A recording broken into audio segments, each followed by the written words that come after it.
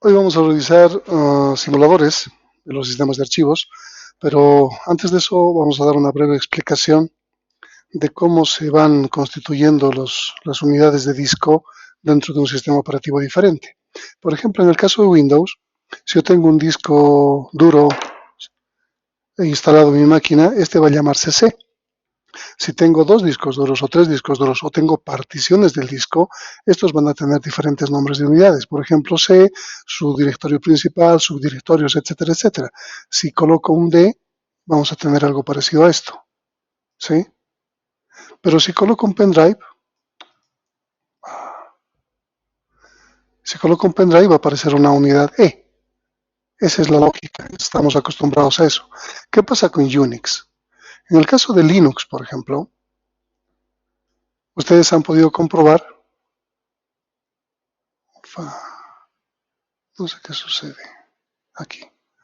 Ustedes han podido comprobar que cuando colocan un pendrive se coloca dentro de un directorio media directamente, no aparece una nueva unidad.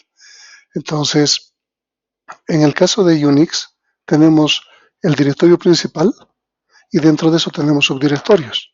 Si yo tengo un disco, les voy a plantear el caso de macOS. En el caso de Linux aparece un directorio media y por debajo de eso se coloca a veces un dispositivo dep y debajo de eso se coloca el pendrive. En el caso de macOS hay un directorio llamado volúmenes y el primer disco está ahí, la parte negra. Tengo un segundo disco que se llama datos y está ahí. Si yo tuviese el pendrive instalado, también se colocaría debajo de volúmenes. Entonces la lógica en el caso de Unix es un solo directorio principal y va creándose el árbol de directorios. Cuando se coloca una nueva unidad, cualquiera que sea, es una rama del árbol. En el caso de Windows, por cada unidad que tenga, se crea, por cada volumen que tenga, por cada disco que tenga, se crea una unidad. C, D, E, F, G, etcétera, etcétera, etcétera. Obviamente, en el caso de Windows es más complicado el tener que pasar de unidad a otra. En el caso de Unix, hasta para copiar un archivo, se copia de un directorio a otro. Es mucho más fácil. Vamos a ver esto real. Aquí tengo los directorios. No sé si llegan a distinguirlos. Vamos a abrirlo un poco más. Estos son los directorios de mi directorio principal. Si yo coloco pwd, estoy en el directorio principal. Aquí tengo el directorio volúmenes, como les había dicho. Entonces voy a listar volúmenes y adentro tengo datos y sistema. Si yo los listo de esta forma, fíjense que datos me considera como un directorio, pero sistema me está mostrando como un enlace. ¿A dónde está mostrando el enlace? Al directorio principal. Es decir, yo tengo, a ver, escritorio.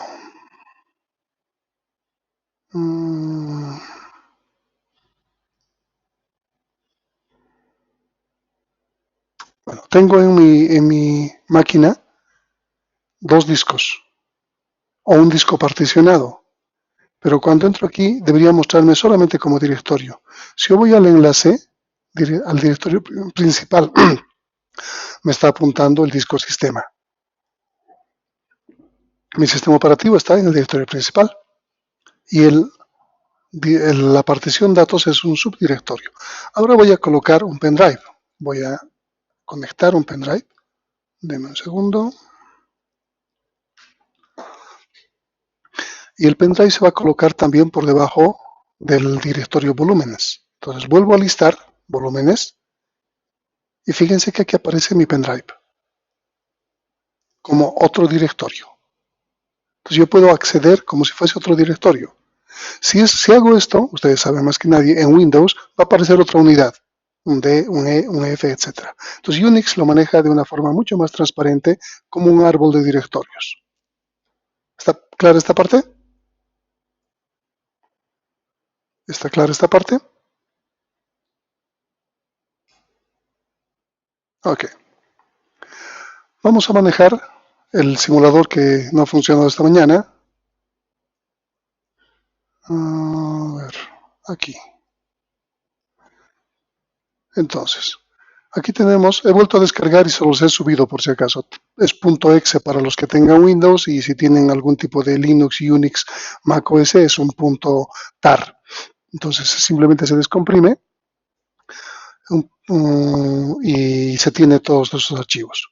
Entonces para hacer correr, yo voy a crear la máquina, voy a crear la unidad. Entonces coloco make file system, le pongo un nombre, voy a poner el mismo nombre que aparece en el ejemplo, simplemente para que vayamos viendo aquí. Esto es lo que estamos viendo. Voy a decirle que tiene cada bloque 256 bytes y voy a crear 40 bloques. Aquí está con 16.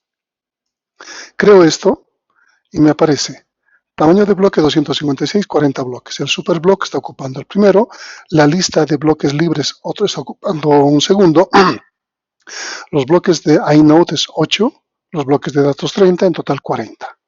Ahora voy a crear un directorio. Entonces coloco java make directory. En el directorio principal, o sea, el directorio principal ya está creado por defecto. Voy a crear un subdirectorio, por ejemplo, datos. Voy a crear otro subdirectorio, por ejemplo, binarios, no sé, ejecutables, programas. Voy a listar ahora ls mi directorio principal. Y fíjense que aparece datos programas. Si yo quiero listar el contenido de programas, ¿qué tendría que aparecerme?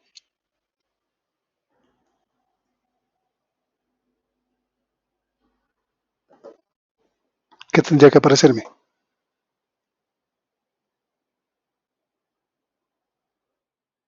Exactamente. Solo eso, no tengo nada más. Entonces voy a crear un archivo. Lo que no puedo aquí, no hay implementado el Change Directory, no hay implementado CD, pero está implementado el fee. Entonces lo que voy a hacer es pasar como parámetro. Voy a poner que me liste todo lo que es .class, por ejemplo, de este directorio, ¿no? Todos estos, y me los pase como parámetro. Ufa, necesito el filtro. No es eso. Este es. Está bien. Y que me los pase con el comando java phi. Ustedes saben que el comando java phi nos permite crear un archivo. Como le estamos pasando el contenido, vamos a decirle que nos liste dentro de programas. Dentro de programas y se va a llamar archivo.txt.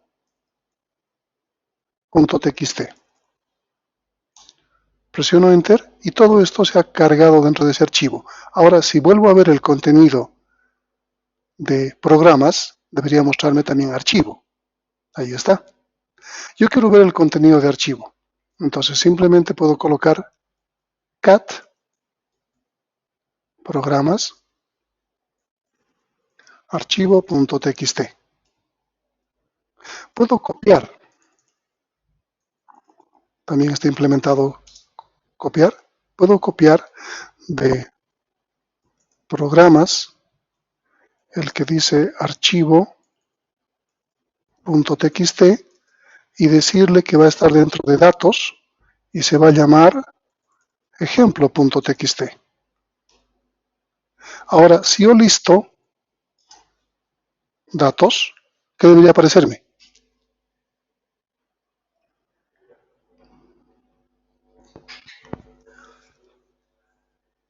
¿Qué debería aparecerme?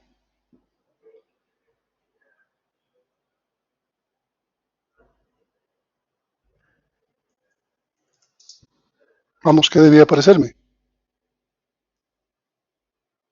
El directorio se llama datos. Debería aparecer punto y el archivo ejemplo.txt. Ahí está. Yo puedo ver el contenido de ejemplo.txt y debería ser el mismo que el archivo que he creado antes. Entonces fíjense cómo puedo usar implementaciones en Java en un sistema de archivos, en una simulación de sistema de archivos. Aquí tienen justamente Make a File System, aquí se está creando directorios, ls nos permite ver los directorios, el phi nos permite crear archivos, cat nos permite ver contenidos, Aquí no está mostrado el ejemplo de CP, de copiar, pero les he mostrado cómo hacerlo. Entonces tenemos un sistema de archivos, podemos ir creando más estructuras, más directorios, etcétera, etcétera, y es simplemente para mostrar que todos funcionan con un nodo índice dentro de lo que es el esquema de sistemas de archivos Unix. ¿Alguna duda? Tienen esto para que puedan jugar. Esto simplemente es un archivo que está como HTML, lo pueden abrir y aquí les va a dar las pautas. Y ustedes desde consola pueden hacer todo eso. Necesitan Java para que funcione. ¿Está bien? Veamos otro simulador. Este simulador nos permite,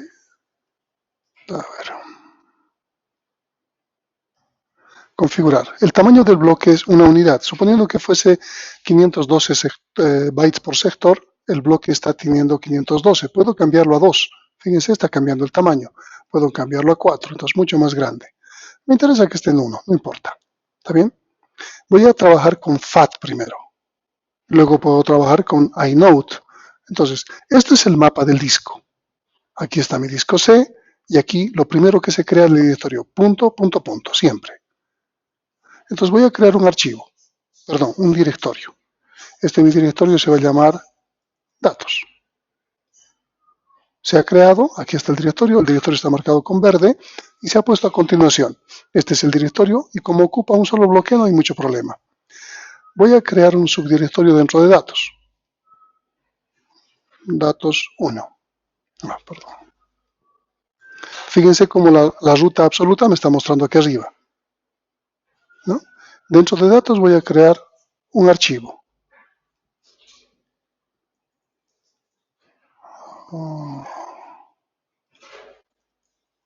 Archivo 1 y le voy a decir que tiene un tamaño de 10. Todo lo está colocando en forma contigua, ¿sí? También dentro de este datos voy a crear otro archivo. Archivo 2 y va a tener un tamaño de 50. ¿No? Vamos creando una estructura aquí. Podemos crear otro subdirectorio a nivel de directorio raíz que se llame programas. Fíjense que el directorio ahora no lo ha colocado aquí adelante como estaba, sino de forma contigua lo que está colocando, lo que está viendo. Voy a borrar este archivo. ¿Se acuerdan cómo se llamaba este archivo? El archivo 1. Voy a eliminarlo, se borra y hay un espacio en blanco. Dentro de programas voy a crear un directorio. Mi directorio va a ser proc1. Fíjense que ahora en los espacios vacíos se ha guardado y no al final. Dentro de programa 1 voy a crear un archivo. Se va a llamar archivo 3. ¿De qué tamaño debería ser? Si coloco algo superior a esto, lo va a colocar aquí al final. Si coloco algo igual o inferior a esto, lo va a colocar aquí. Voy a poner 10, no sé cuántos espacios tendrá eso. Sí, pero fíjense que cómo lo ha segmentado. Lo ha colocado aquí 9 y aquí 1. Significa que aquí no tenía un espacio contiguo para utilizar, pero su esquema de uso es todo lo que está delante primero, como un FIFO. Entonces, acaba de dispersarlo. Si vemos, por ejemplo, a ver, este archivo, aquí está. Esto es la tabla FAT. Del 132 va al 133, del 133 al 134, pero del 139 va al 40, del 140 va al 192. Interesante, ¿verdad? Vamos a colocar otro archivo. Entonces nos está mostrando la tabla FAT cómo funciona. Podemos colocar dentro de este mismo, a ver, datos, programas. Dentro de programas puedo crear otro archivo que se llame archivo 4, creo que tengo, no me acuerdo ya, archivo 5 vamos a llamarlo. Y que tenga un tamaño, no sé, de 20. Voy a borrar este archivo. Otra vez. Quiero fragmentar. Entonces, este archivo se llamaba ¿Recuerdan cómo se llama este archivo? El 3, ok. Entonces voy a borrar el archivo 3. Acaba de borrarse. Y ahora voy a crear otro archivo dentro de programa 1 que sea mucho más grande. No. Sí, voy a hacer eso. Quiero que salte de alguna forma. 6 y que tenga 30. Entonces voy creando y fíjense cómo se va acomodando las primeras partes ocupando todo el espacio. Obviamente si yo veo la estadística de mi archivo siguiente, del 140 va al 192, se me fue. Y aquí, este está yendo del 223, 224, 25, 28, 30, 31, 32. ¿Dónde salta? Ah, bueno, no, este no está saltando, está completito, ¿no? Tiene el mismo color, pero no está saltando. Entonces podemos ir a este se supone que es un solo archivo. Entonces debería partir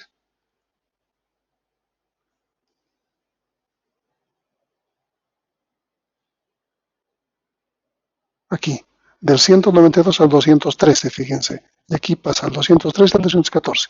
Es decir, de aquí, uno antes, es 1. Y aquí está el otro. Más arriba debe estar el otro. Aquí. Del 192, que termina aquí, salta al 213, este bloquecito. Y del 200, o sea, al 213. Entonces tenemos que buscar el 213 y continúa toda esta parte. Eso es FAT. Nos está buscando los enlaces de cómo tenemos que restituir el archivo.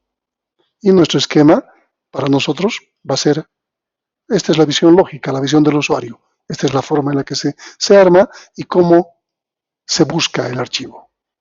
No sé qué opciones tenga aquí. Añade, directorio, enlace, modifica, nada más. Podemos modificar el tamaño, por ejemplo. Este es el archivo 2. Podemos modificar su tamaño. Era 50 y vamos a poner 70. Hemos guardado cosas. Entonces, es este archivo, el azulito. Fíjense ahora que ha cambiado. Estaba hasta aquí y ahora ha crecido. Entonces, si vemos el azul, estaba del 190 y salta al 233, a donde haya espacio. Y está ocupando. El último siempre es un -1 o es un nil o un end of file. Aparece como usado todo lo que está ocupado y como libre todo lo que está libre, obviamente. Interesante, ¿verdad? Veamos ahora cómo funciona el esquema con iNote. Vamos a hacer lo mismo. Sistema de archivos. Le decimos que queremos borrarlo y vamos a cambiar a iNote Unix. ¿Qué cosa ha cambiado? Seguimos manejando 1.4, no importa. Aquí ya no aparece una C, aparece el directorio principal. También aparece punto a punto. Entonces, sobre el directorio principal vamos a crear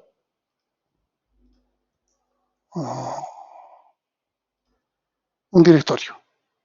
Y le llamamos lo mismo, datos. Sobre el directorio principal vamos a crear un directorio llamado programas.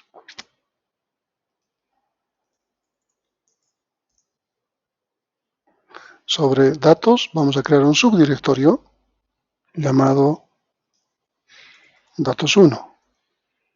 Todo está a continuación, no hay ningún problema. En datos 1 vamos a poner un archivo. Archivo 1, podemos poner una extensión, no importa, de tamaño 10. Sobre programas vamos a poner un archivo llamado archivo 2 de un tamaño 30. Si vemos el bloque, ahora lo maneja de distinta forma. No tenemos una referencia de dónde va a todo. Son directamente el verde, que son los directorios, el 128, 129, 130, los 4. El bloque de datos está de forma continua. Este otro también. Vamos a borrar este archivo. ¿Está bien? Este archivo es el archivo 1. Lo vamos a modificarlo. Tenía 10, y ahora ponemos 20, ¿no? Veamos. 141 y salta. Pero ¿dónde tenemos el enlace? Fíjense que aquí la tabla de bloques, o sea, la que está mostrando es una estadística, no existe una tabla de bloques en iNode. Los iNodes son los que cargan, en realidad la primera vez que cargaría sería el directorio principal. Solo cargaría esto, y para esto existiese solamente datos y programas. Estito cargaría en el iNode, esta parte. Y como estamos buscando el archivo 1, por ejemplo, entonces entraría a datos. Dentro de datos, datos 1 y archivo. Y de esa forma cargaría y podríamos recuperar el archivo. Esa es la idea. Información iNode, ahí está. Este es el iNode, el campo y el bloque. El bloque de datos, bloque indirecto, está utilizando un bloque indirecto, del 175, porque tenía todo esto como dato y luego está pasando, porque ha crecido el tamaño, a un bloque indirecto, al 175. Si fuese más grande, vamos a ver, de indirección, ahora está ocupando del 176 al 183. Entonces, cada vez va cargando información de acuerdo a lo que se quiere, pero no está cargando todo completo como FAT. ¿Se pueden dar cuenta de la diferencia? Vamos a crear otro archivo. Vamos a borrar este y vamos a crear uno mucho más grande. Bueno, pero aunque va a manejar, necesitamos abrir dos huecos. Vamos a abrir dos huecos. Entonces vamos a crear un siguiente archivo aquí. Creo que no tenemos archivo 3, ¿no?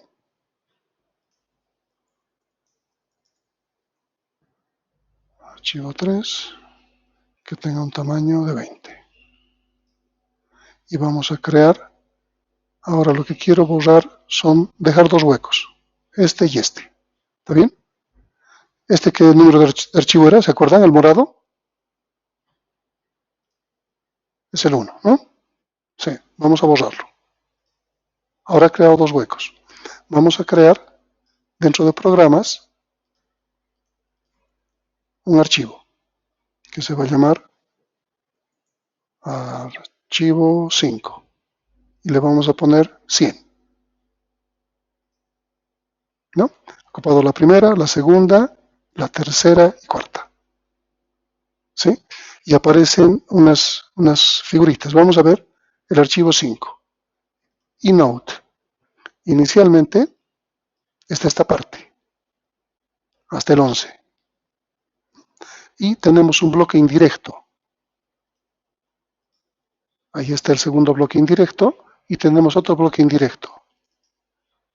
Entonces de aquí, este es el bloque de indirección y tenemos otro bloque de indirección, lo que queda. ¿No? Ahora, obviamente este es un simulador que solamente tiene tipos de indirección triple, creo. Pero podríamos ver, o sea, en la realidad, que los bloques indirectos pueden cargar de acuerdo al tamaño del archivo. Si vemos la estadística, aquí solamente nos muestra las tablas de bloques ocupados. Entonces, de la 141 va a saltar a la 173, de la 183 va a saltar a la 205 y hasta el final. Y se maneja como bloques de datos y no aparece como usado ni como libre, de forma diferente. Entonces, la forma en la que salta a la otra parte es a través de los bloques de indirección. Y los bloques de indirección pueden ser simples, dobles o triples, dependiendo del tamaño. Entonces, la primera parte, lo que quiero volver a repetir, cuando cargue la primera parte, aquí, solo carga estito. Si queremos buscar, no me acuerdo si está en datos o programas este archivo, abre datos. En datos tenemos, no se puede abrir, estoy queriendo ser muy... ¿En dónde está el archivo? Es el archivo 5, ¿no? Sí, el archivo 5. Entonces, dentro de programas. Entonces, va a ir cargando por partes y de acuerdo a eso vamos a poder ver todas las partes que lo componen. Y se va cargando una por una en memoria para buscar el archivo, lo que es mucho más eficiente que cargar todo en uno. ¿Está claro? ¿Alguna duda?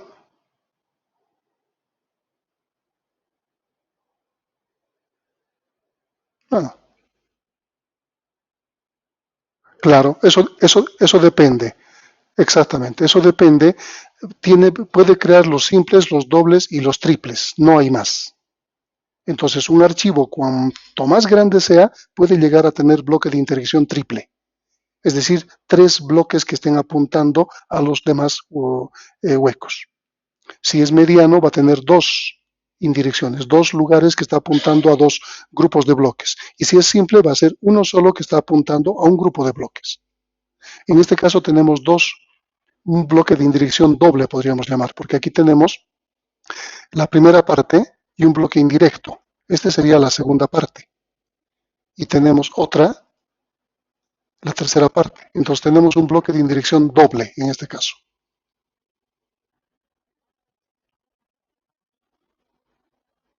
¿Está claro? Un esquema muy...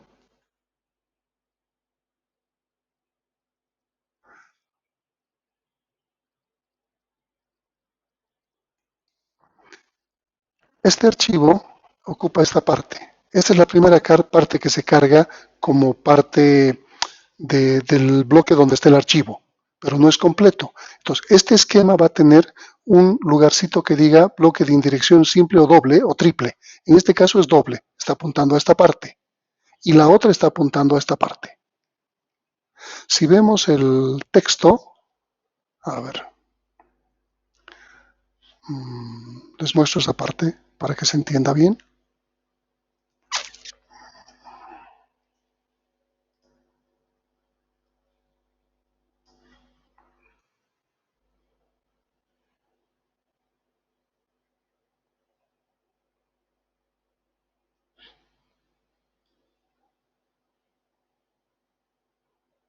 Donde hemos visto en el Note, tenemos que ir al iNote.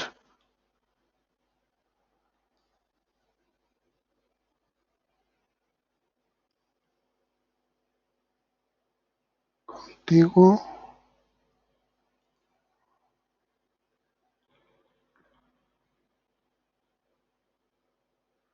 esto es FAT, aquí está. No, no. Había uno donde se mostraban los bloques de indirección. Esto es FAT, aquí. No, este. Fíjense que aquí se ha cargado los bloques directos, la primera parte del archivo. Y luego ha aparecido un bloque de indirección, que en nuestro caso era doble, porque está apuntando a dos bloques diferentes. ¿Entienden? O podría ser indirección simple, que está apuntando a un bloque. Podría ser una triple. O sea, va a depender. Los bloques directos son los que estarían ocupando este espacito. Esto es bloque directo. Entonces, cuando veo información, estos son los bloques directos. Y los indirectos son los cambios que está buscando, o sea, dónde va a continuar. Entonces, esto es el bloque directo y bloques indirectos.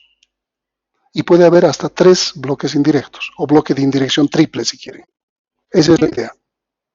¿Está más claro ahora?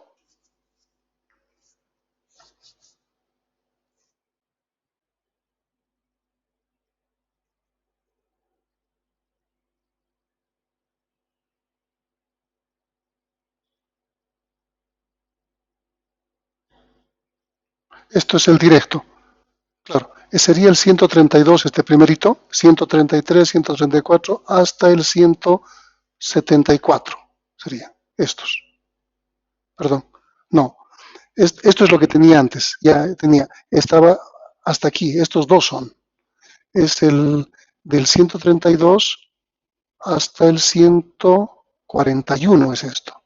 Y luego el 173 hasta el 174. Es lo que puede caber en bloques directos. Entonces, este pedazo y este pedazo están en bloques directos. Bloques indirectos está este que está aquí abajo, uno, y este que está aquí al otro lado. Esos son los bloques indirectos. O sea, cada bloque indirecto tiene un tamaño, no es infinito. Por eso se utilizan dobles, triples o simples. Entonces, el simple va a tener un tamaño, el doble va a tener otro tamaño. En este caso está utilizando un bloque indirecto, dos bloques indirectos. El primero sería este y el segundo sería este otro. Y el bloque directo serían estos dos pedazos.